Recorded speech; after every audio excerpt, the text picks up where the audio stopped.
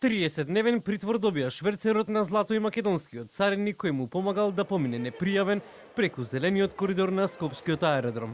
Во авионот со 32 годишниот шверцер патувала и сестрата на царевникот, а заедно сакале да протнат 45 килограми злато вредно на 2 милиони евра. Филмското сценарио го откриле колегите на царевникот кои се посомневале во неговите постапки. Во деталите на обвинителството се наведува дека царинскиот службеник го зел багажот и од сестра си и од осомничениот шверцер.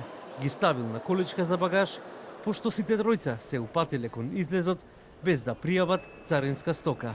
Зелениот коридор бил затворен со безбедносна лента која осомничениот цареник ја тргнал и продолжил кон излезот.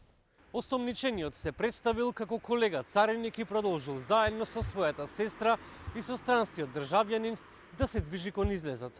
Царинските службеници на смена извршиле претрес на лицата и во ранецот на патникот од Истанбул пронашле 15 килограми златен накит, додека останатиот вреден накит бил пронајден во куферот. Директорката на Царинската управа Кутирова вчера во детали го образложи случајот. Во неговиот куфер и рачниот багаж е откриен разновиден златен накит, пакуван во најлонски кеси, меѓу кои и накит од бело злато со дијаманти, со приложени сертификати. Лицето претходно се упатило на зелен канал и не ја пријавило стоката. Веста за обидот за криумчарење на вреден накит беше со внимание проследена и во регионалните медиуми, особено и поради фактот што осомничениот 32 годишен шверцер имал двојно државјанство, српско и турско.